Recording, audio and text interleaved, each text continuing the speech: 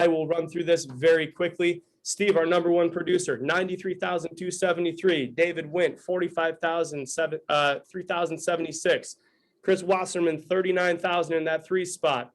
Elizabeth M. What's really cool about this is we got a bunch of new riders in the top 10 this month, and this is our best month ever. So congratulations on the growth, everybody. Elizabeth M, 37,915. Steph Superwoman Covert, 37,112. Orlando No Pain No Gain, 32,887. Jesse Parley, 28,407. Mario G, 24,124. Chanel F, 22,290. And Julie Munn coming in at that 10th spot, 21,287. With 1 week to go, guys, it looks like we're going to hit board member this month. 853,988 with 109 riders. Congratulations, everybody. Actually, congratulations to Steve Giordano, about to hit EVP, 482,321. Jesse Parley, 130,807. Steph Cover, 87,668.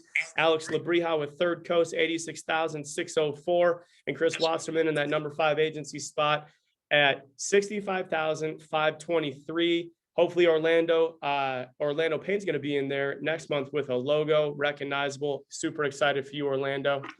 All right, next one submitted. We had 68 agents last week submit 248,220 with 204 apps. Top 20 agents here. Steve, the Italian Stallion, 28,588. Again, great job leading from the front, bud. You never let anybody down there. Alex Labrija, 14,292. Orlando Payne, 11,524. Jesse Parley, 11,292. Caleb S., new writer with us, 10,870. TRB, 10,851. Steph Covert, 10,634. Chris Wasserman, 10,362. Great job. 8 agents over 8,000. Awesome job. Lee Harrison, 8688. Amanda S., 8588. And we got David H. David Henson, best week you've ever had, buddy. Great job. Keep up the good work. You got a ton of momentum going here. 8,357. Mario Guajardo, 8,219. Christina Bennett, 7,440. I think this is your best simplified issue week you've ever had. Cedric Hartman, the Aussie, 7,296. The Raging Cajun, 6,666. You can't do that again if you tried. Shantae S, 4,016. Thomas M, 4,003. Mason J. First sale, first weekend out. Guy drove from Florida to North Carolina. Great job, buddy. Super excited to see how you do this week. 3,886. Darcy R, 3,680. And Matilda M, 3,550. So, Steve, you have the honor of introducing Alison. Alison is a beast. Super excited for you to pour into our group here. Steve, I'll let you handle it from here. Thanks, Rob. Very excited to be headed to board member for yourself, and really, really excited to have Alison on the call today. So, Alison, how are things going up in Jacksonville today? Hey, thanks for having me. Oh, we're doing quite well. Hey, hi, Matt. How we doing? Oh man, we got a 2-for-1 deal today. That's right. That's right. We'll get you on Leslie Awesome. in a minute. Leslie's coming. We have millions of production on one call. Yeah, there we go. It almost adds up to yours, Steve. Between the 3 of us, Steve, about a year will be at your monthly total. That's funny. So somebody who needs no introduction, SVP of FFL Empower, which is a group that I love because you promote health, wealth, and working out. So I'm into it. I'm really excited because, your story of being able to be a Hall of Fame producer in the South Florida market part-time is amazing. And we're definitely going to talk about your schedule, but welcome to the call. Give us a little bit of your background. Sure. So my background, and Steve, can you all hear me okay? Because I know yes, we can. And there's light music. So if it gets annoying, just let me know. So anyway, my background is actually as a registered dietitian. So I come from the medical field. I'm sports dietitian to be exact. So I am from the world of health, fitness, nutrition, dietetics, and that's all I know. So when I came to FFL, it was really just something to do part-time. Because I've always just believed in multiple streams of income, and I knew that life insurance was recession proof. So I actually, and I'm feel like we have that in common where, you always have to be doing something. So really my story is in October of 2019, my daughter's 1.5 years, but I just had her and I had about 3 weeks where I was home on maternity leave. So I went and just got my license and got out in the field right away and figured, hey, I'll go ahead and give it a shot while I've got 3 weeks because I can't sit around and do nothing. So that's it. So I did that and just coincided it really for the last year, 2020. I just coincided this along with my dietetics practice. Awesome. Now, did you know Frank prior to FFL? Yes. So Frank actually went to high school with my husband and they were friends. And he saw Frank was just doing really well. And they had always kind of kept in touch. So Dante, who is my husband, reached out to Frank, was like, hey, it looks like you're doing well. He saw his posting. So Frank, kind of gave him an intro, and then Dante brought it to me and I said, hey, it looks great. So yeah, so we know Frank going way back. So that was it. He introduced us and gave it a shot, saw it worked and took off from there. What's really awesome is the fact of the warm market recruiting, which I know you do a great job of. So how do you think it would have been different if you wouldn't have known Frank doing what you were doing as a dietitian, being like, hey, I'm going to go get into life insurance, like, how do you think that would have been different? You wouldn't have gotten me into it, to be completely honest. I was at my point where I was happy with what I was doing. I really didn't, have a need, but so for somebody, cold market to come to me, it would have been much harder. Obviously I know Frank and I have that relationship. So I feel, it's like any friend, if a friend goes to you and says, hey, this is what I'm doing, and you have that rapport and you trust them. And I trusted Frank. I knew what he was saying was true. And, I stayed very in the beginning because my schedule was so busy. So in the field learning, I stayed very close to him. I called him all the time for help. So for me, that was a huge, huge impact, was having that warm market introduced me to FFL. Yeah. So for anybody on this call, if you're brand new starting out, talk to your warm market and your friends, because they are people that are going to believe in you and do it. So now this is what month was this exactly that you started? This was October 2019. Okay, got it. So in that year, what did like your first 30 days look like as far as like a schedule went? Because you're still doing the dietitian thing and, being Right. a mom and everything. What did that look like? So I'm going to give you, if it's okay, my first 30 days. And then I actually just trained on first 30 days in the field because I really, it was tough. When I first started out, I had all my other contracts. I had a newborn. My schedule looked like desperation, if I'm to be honest. Like, I was going to do it and it was going to happen every week. But I would literally have an hour between. I didn't have to nurse my daughter and I'm off in the field. I would just go. Don't recommend it. Frank was just telling actually the story inside there where he's like, remember I called her and she was literally like nursing and dialing at the same time. And he's like, what is this? I'm like, it's called desperation to figure out if this is going to work or not. But, in 2020, I would say is when I really committed to listen, I'm going to make this fit into my life, because I had now adjusted. And so January 2020, I would like to take you through the first 90 days. And I tell people, writing full-time income on a part-time schedule is not working 20 hours a week. It's basically taking 40 hours a week and condensing that into 3 solid days. So what I would do is I would sit down on Sunday, and even though my schedule did differ, just because I had a lot of other things going on, I was very consistent with every Sunday. I would book out my schedule for the week. So I knew the day that I was dialing. So if my day was Monday that I was dialing, that's it. It was me and the phones on Monday. My Tuesday and Wednesday, that was in the field, which is pretty much what I did. I dial on Monday, run Tuesday, Wednesday.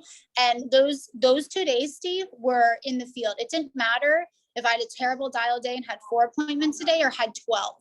I left my house at 8 o'clock and I did not come back in my door till 8, 9, 10, 11, 12 o'clock at night if I needed to.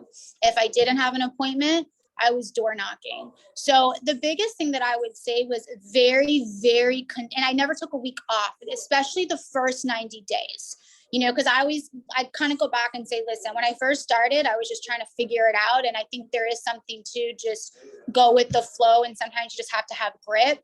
But starting in January, I really made a commitment of I'm going to do this part-time and I'm going to make this work. So that's how I structured my schedule with the 3 solid days to committed to FFL. That's amazing. I love that. So one of the things I'd say, which I know it's probably where you started on that journey, was getting your husband and your family involved. What did that look like? And what do you preach to new agents on when they're ready to take this journey, how they're supposed to communicate that with their family? I think that, I used to tell people to treat this like you have a business plan. So I gave the analogy, to use the analogy of, I'm going to go ahead and open a restaurant. Or any business, I have a business plan, a solid business plan for a year. Everyone knows what I'm doing. Everyone knows I'm going to grind this first year, not expect to see profit until X, Y, Z. Everyone knows your plan and you're committed to it. And I think that a lot of agents, they need to treat this the same way, and they don't. You're so blessed because you get such a fast return, and you really only need to treat this that way for the first 90 days. So I like to tell new people, listen, take 90-day blitzes, 90-day stretches. And, I even sat down with my husband because I was doing a lot. I'm all over the place. I'm very type A. I was, running this and that. And I said, listen, this is my goal. This is what I'm going to do. This is what it looks like. So I had my 90-day schedule out. And for me, I said, can you please give me my 2 days in the field, they're long. So I don't have a nanny the whole time. So I really had to get my husband on board with, he's coming home and he's giving me these 2 days. We still have that schedule. I'm up at Jacksonville and I'll be gone a couple of days, but these are the days that he gives me. So I think, I tell new agents, if you go over your goals and what you're doing and you almost go with a business plan for 90 days, it's going to show consistency. Because the biggest thing is, I think a lot of people run into a problem when their spouse isn't on board and they're doing this hardcore for 2 weeks and then they fail. They stop being consistent week 3 and week 4. And that's when it's most important. If you're going to open up like a retail store, a restaurant, you tell all your customers you're open Monday through, Saturday. And then all of a sudden, because next week your spouse doesn't want you going into work or something happened, and now you're not going in on Tuesday, you're not going in on Thursday, and you committed to being open these days, and now you have a brand new restaurant and people are showing up and you're not even there. I mean, your business is going to fail, plain and simple. So I'm just a huge component of really write your schedule out and go to your spouse and have you both be on board, because this business definitely takes work.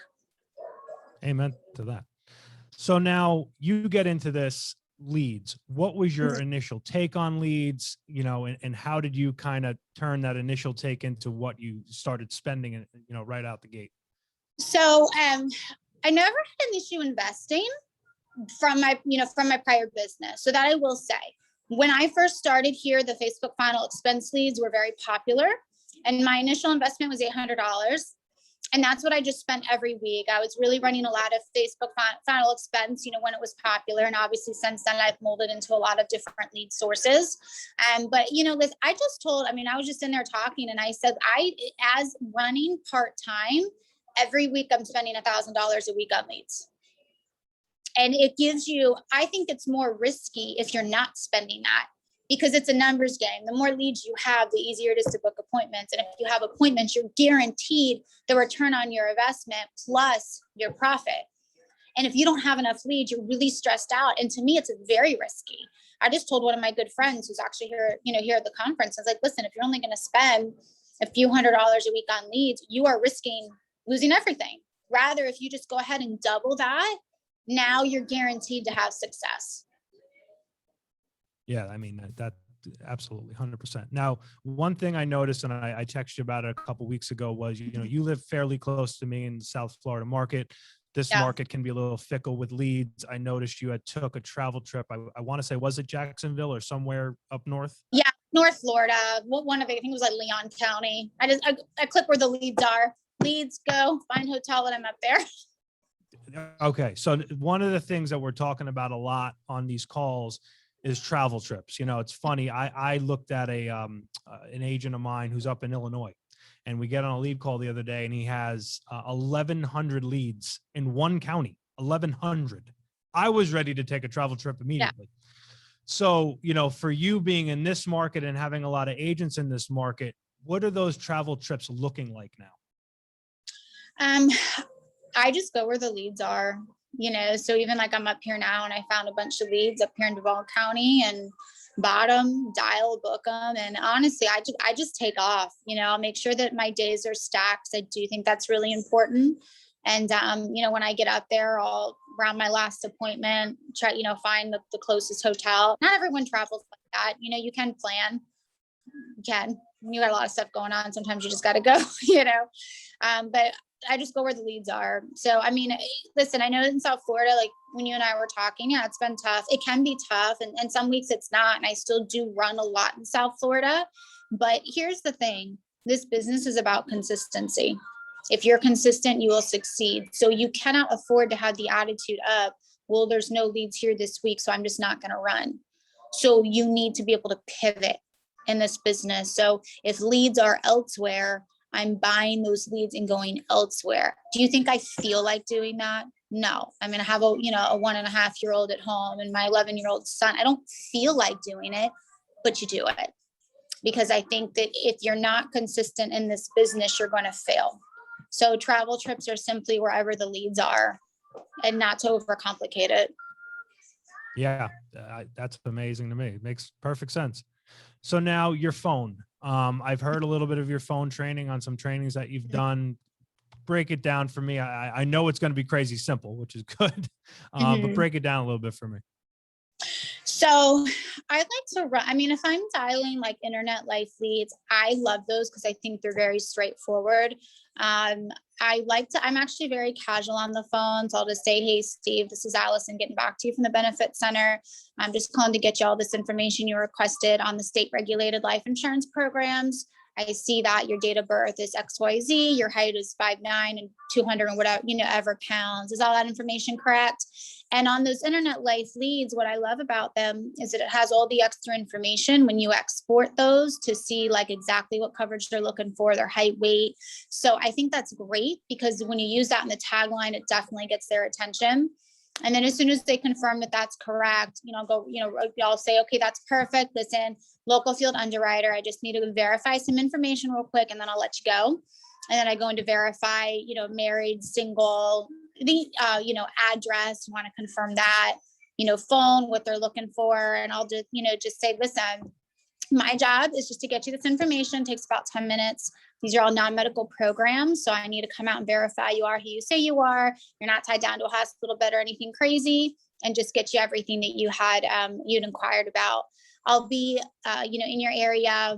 If it's Wednesday on Wednesday, morning or afternoon work better for you. And, they'll pick, okay.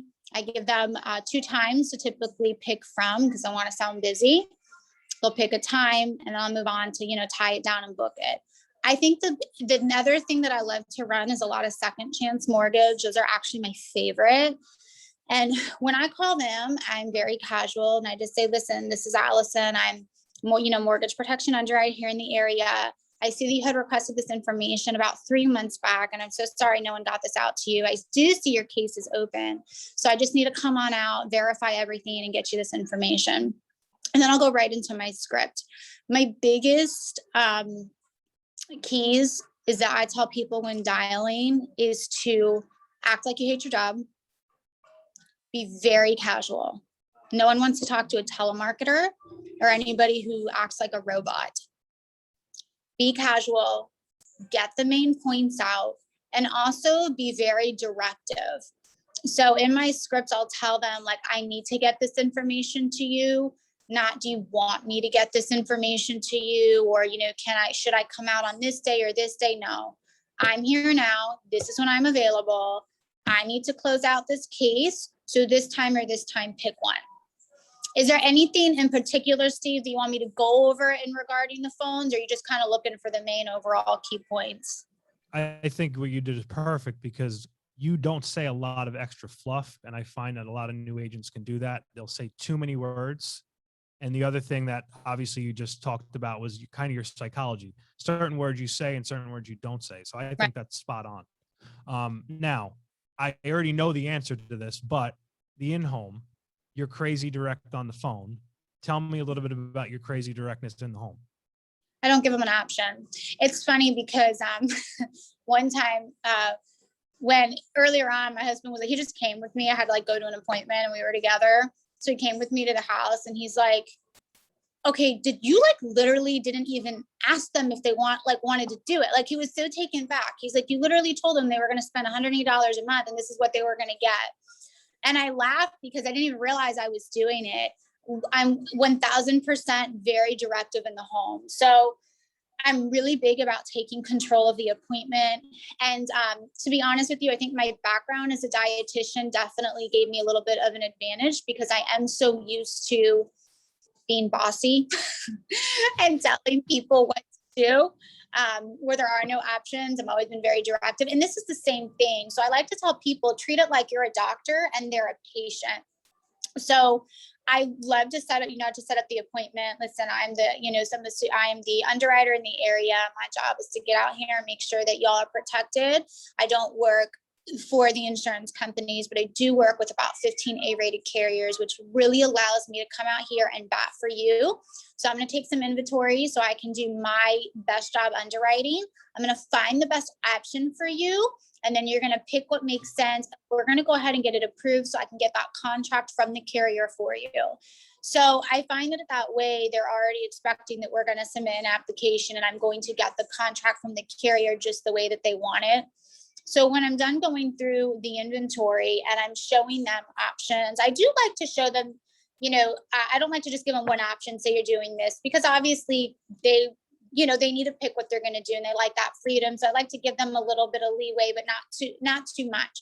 So when I'm writing things out, on a paper, which a big thing that I like to do is tie whatever emotion is there. So for example, if I know that they need final expenses covered and don't want to leave a burden behind on their daughter, Sherry, for example, at the top of the option, I'll write, this will, leave no burden behind on Sherry. Option B, we'll take, all the expenses away from Sherry and leave her an extra $10,000. Option C, you can take away all the expenses from Sherry and leave her an extra $20,000. I like to tag it to their emotion, but I still only give them 3 options. And I'll write it out and I'll just say very simple, okay, listen, pick what makes the most financial sense for you. And then I'm going to go ahead and get it approved for you to get that contract from the carrier. So yes, absolutely. Very directive. There's no ifs, ands, or buts. Let's go ahead and pick and we're going to get this done. The greatest thing you just said right there, and I want everybody to take it away, I've never even thought of doing that, is when you're putting those options and you're tying it to that person, it's so much different than, hey, it's $175 a month. Yes. That's awesome. So everybody jot that down. So thank you for that. Now you are building a big team. At what point did you say, hey, I don't want to just make this kind of a part-time thing in addition to what I've been doing, and I want to build a business out of it? I would say, Steve, I saw the opportunity from building from the get-go. So I was, constantly talking to and building more markets. But I think when COVID hit, that was a big turning point for me because, I worked with, a lot of sports teams and a lot of my in big union facilities and a lot of my contracts were just put on hold. And because I do, run my own business, I wasn't on a W-2. So for the first time in my life, I really that was like a wake up point for me when I said, okay, yeah, I love being a dietitian, but insurance is recession proof. And obviously it just makes sense to build. And at that point, I had really gone through a lot of my warm market. I mean, I met, Marco, Marco got started. He was sitting in my living room, he's a friend from my Josh. Like my whole team was friends. And at that point, when I said, okay, if I'm going to do this, now I need to be hiring cold market as well. And that's when I started to get staff. I started with a recruiter. So I did start to, hire cold, get a recruiter. So really so I would say, it's now been almost a year, and I started slowly, which my biggest regret was not putting, pedal to the metal in the beginning. I literally, and I tell people just start, I literally was with, an agent, one of my friends, and she wasn't, doing as well in the field, but she knew the business, like, hey, okay, great. You need cash and I need someone to help me recruit. Let's go ahead and do this part-time. You know what I mean? Let me just get the ball rolling. And then she started during COVID. And then, a few months later, I hired a full-time admin, and then I ended up hiring a full-time recruiter. So I just, added to it. But if you said, hey, when did you really start taking this seriously? I would say almost a year ago. Wow. That's incredible. And now this month, what do you think you guys will do? We'll be over 500. That's amazing. Good for you. So now, and that's you, admin, recruiter. And then, Yes. the magic of now having that warm market in Marco, who now Mhm. has office recruiter. Yeah. And I'm sure there's other levels. Yeah, just, I mean, it's really your hardest. It's so funny. I do think the hardest thing is getting people to move into that direction, so you'll have a lot of people just get started. So I'm really now, I'll tell you, to be completely upfront with my team, I'm trying to build more legs. I'm really trying to work with people and just help them get started where they're at. It doesn't have to, I mean, listen, Marco's incredible. He was like, all right, I'm getting an office. So, you know what I mean? You don't find Yeah. other Marcos, he's Right. 1 in a million, but the majority of people aren't like that. So right now I'm really trying to work with, a few other legs and build them. And I think their biggest thing was just starting where they're at, and as long as you keep that, that vision in front of them, just getting them to keep moving and keep moving. Because a lot of people don't just go from zero to hero, overnight. So they just need a starting point. And that's what I'm working on right now as I'm trying to build. You're always looking for, you're like, what can I do? What can I do better? I'm not growing fast enough. What do I need to do? So for me right now, I'm really trying to just help people where they're at and just get them moving. So if there is something that you could say to, the new agents on the call, and we have agents here that, some writing 30, 40, some that are just kind of coming out the blocks, a lot of people looking to build and looking to figure it out. What would you say to someone new here, one on the selling side and then two on the building side?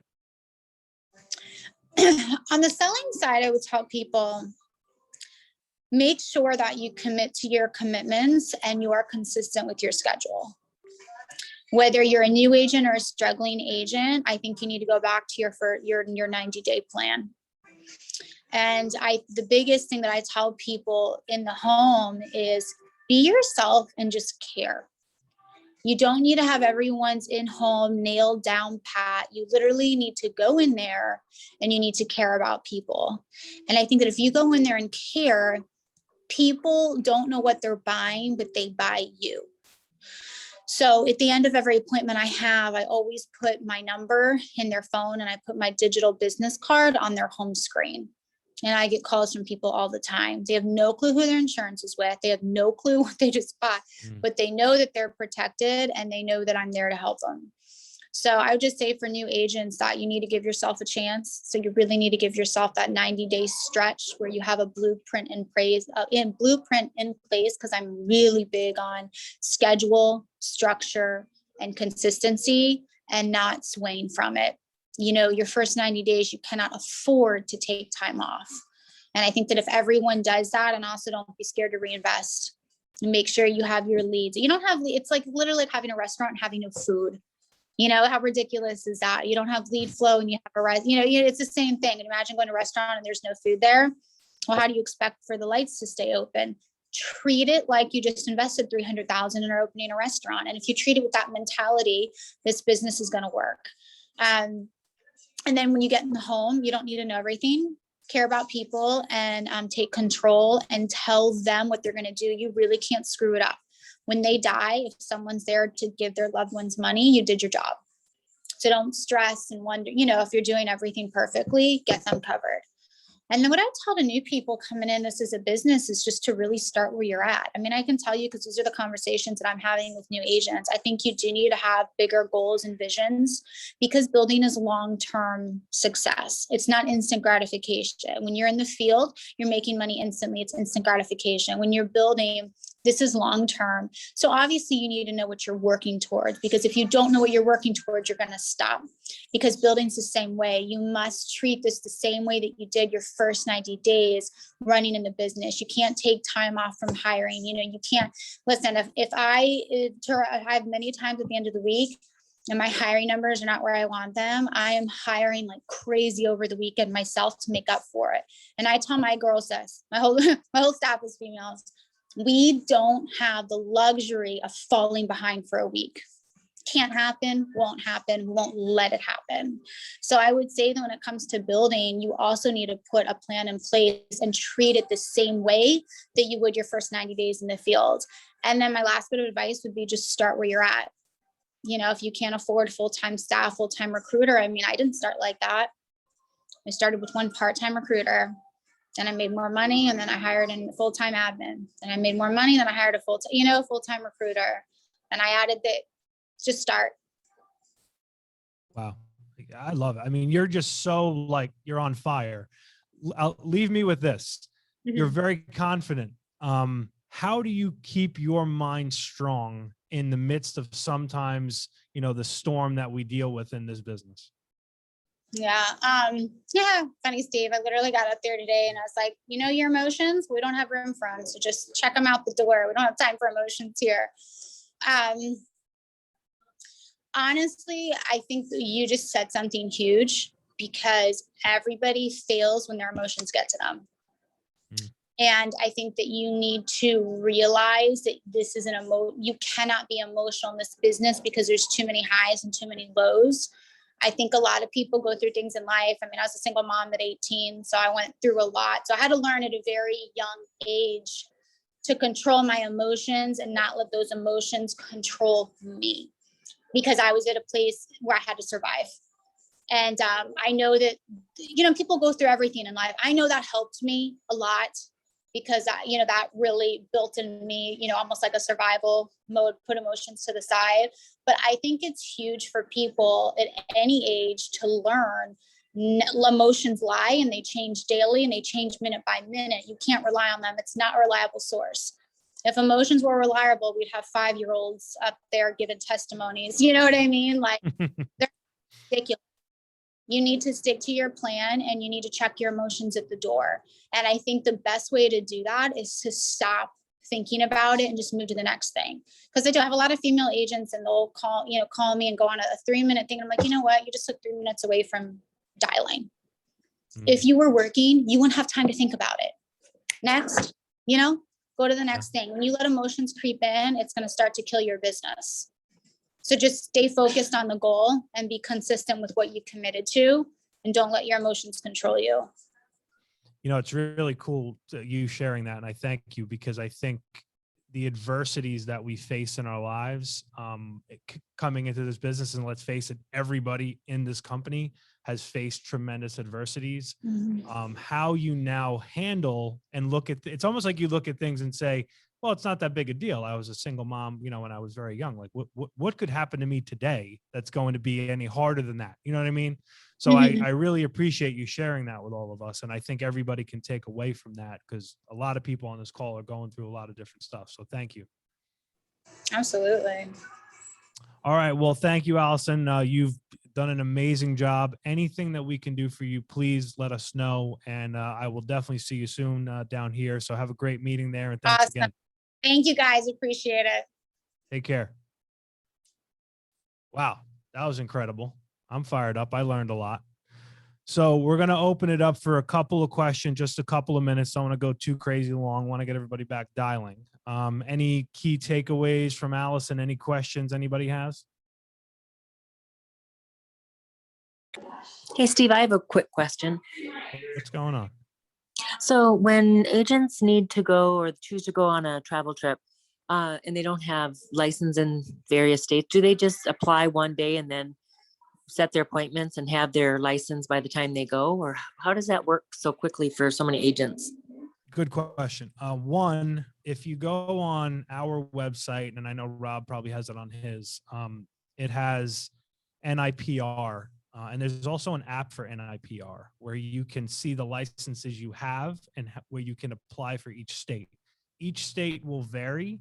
Some are going to come in pretty quick. Others are going to take a little bit longer to process. From the times I've done it, I'd say maybe a week. Some come in a little quicker. I haven't seen any that take any longer than a week. So I think you got to kind of need to map it out a little bit.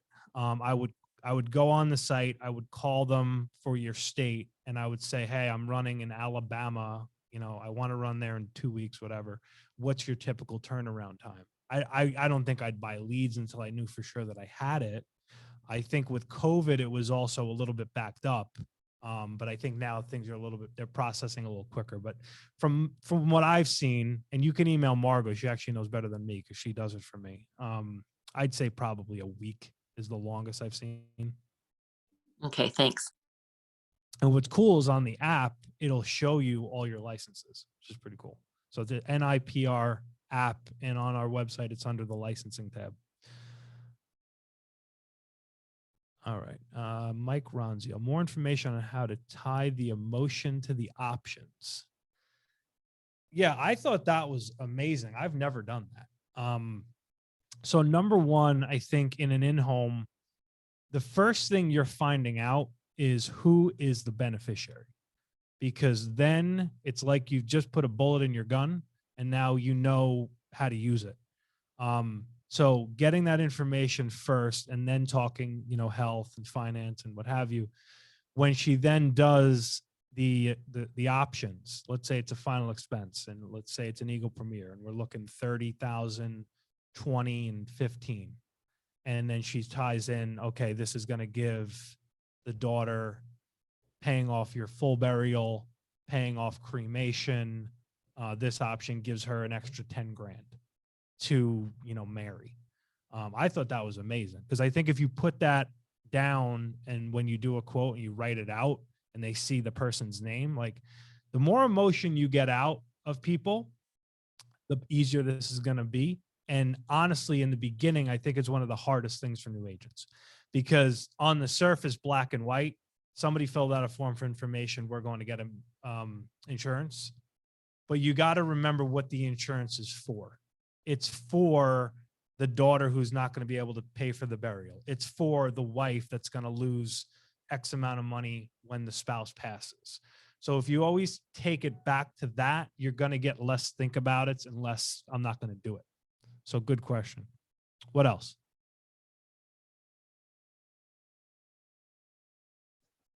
Hey, Steve, let me jump in on that with you for a second. Yeah. Like, I think what she said is like where she's very blatant about tying it to the beneficiary or spouse or whoever. Like, I think that's something like that I try to talk about naturally, right? Doing the FIF, like doing the financial inventory form, right? Is I always tell my agent, like, that's the most important part of, sorry, I realized I'm not on video. That's the most important part of the appointment to me, because you're getting the information from them to be able to turn around and use it against them later. Right. So for mortgage protection, as an example, right, you're sitting there and you're like, so, Steve, you're looking into this. Why? Who do you want to protect if you pass away? Right. And Margot's clearly sitting with you at the table. So you're either saying her or you're saying someone else and you're getting punched. Right. But then you ask her the same question. Right. Margot, if something happens to you, are we protecting Steve or who are we trying to protect? Right. Circle around later on when you're at the options. Right. It's, well, Steve, you said you wanted to make sure Margot was able to pay off the home if something happens to you, right? Which one of these options, right, gives you the most sense of comfort for what you're providing her to be able to do that, right? And then same thing for Margot. Now you let them fight with each other about what the cost is, or, right, like that's not, I look at it as that's not my role, right? Here's what it costs, here's what it does, here's what you told me you wanted to do. And this does that. Right. So now which one are we doing? Yeah. It's also too, a lot of the things she talked about was just playing offense, like she's an offensive player. Top producers, they play offense. They don't overcomplicate things, right? Her phone script's crazy simple. Her in-home's crazy simple. Running a lot of appointments is crazy simple. Driving where there's leads is crazy simple. So, whenever there's 1,000 questions about stuff, it's all that. Like, it's literally a core of things that are crazy simple that give you massive success. Because doing this at a high level, volume is your best friend, and volume comes from simplicity. What other questions we have?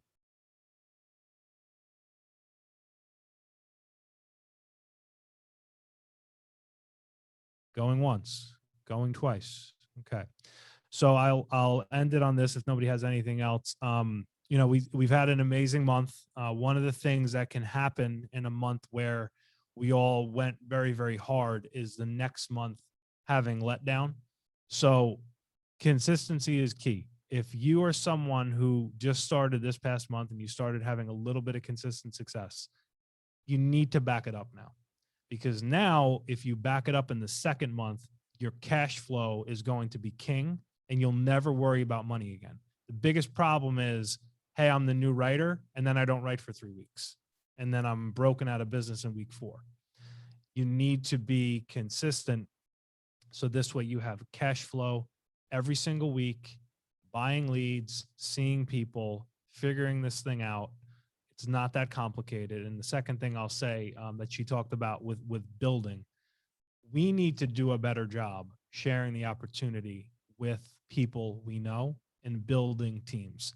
We have so many leads, like literally Cook County, Illinois, where I have an agent, 1,100 instant internet life leads in one county.